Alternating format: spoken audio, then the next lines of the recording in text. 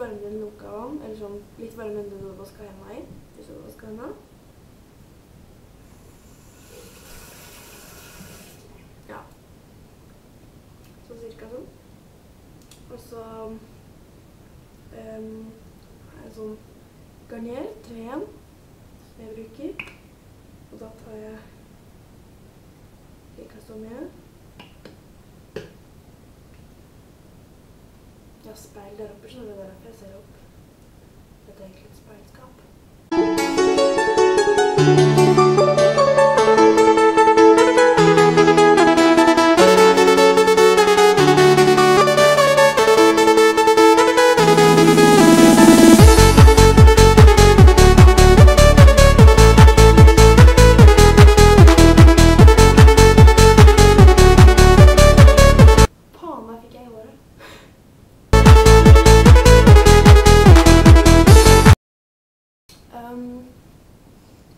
Jeg bruker vanligvis den delen her på hånda med å skrubbe.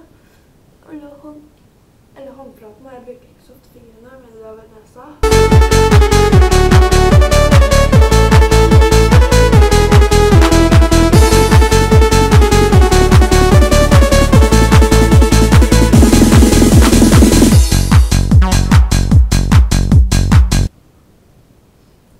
Og så lar jeg det sitte på i 2 minutters tid.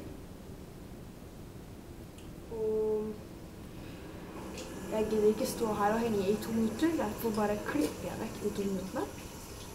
Ok? Ok, nå har de 2 minuttene gått, og jeg skal ta denne greia. Men da bruker jeg like varmt vann som jeg gjorde i stad. Jeg bare vasker fjeset.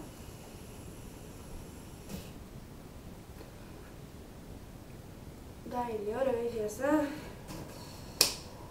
Ja.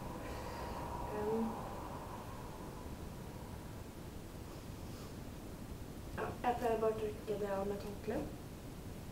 Og så tar jeg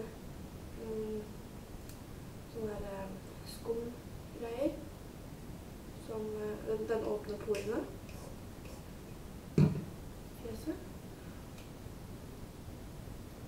Og den bare tar jeg i fjeset på samme måte som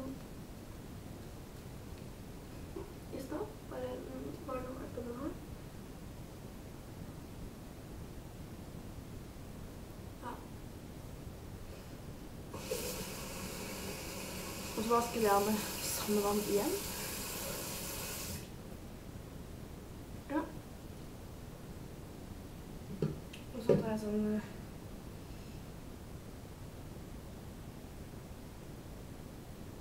hva heter det for noe? Jeg greier ikke uttale det. Men det er i hvert fall sånn den er. Det er noen sånne rensegreier. Jeg legger ut bilder av alt sammen. Alt jeg bruker. Så du får lest. Og det bare tar jeg i her i løset. Det er litt sminkfjerning, så det er ikke noe farlig å få på øynene.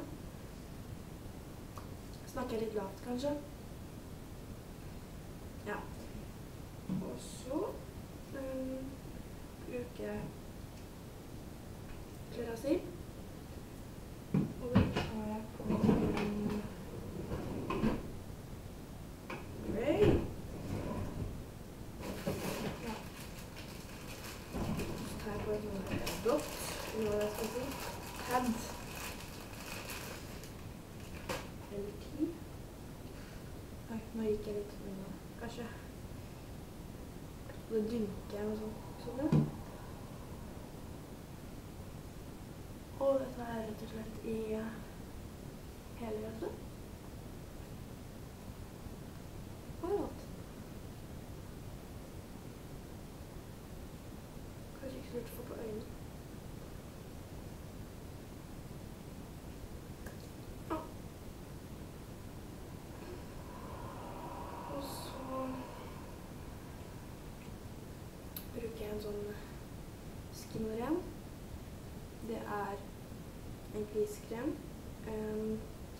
Den forebygger kviser. Og den tar jeg i hele fjeset. Det skal være Det skal være sånn at du ser at den er der på en måte, for at det forsvinner etter hvert.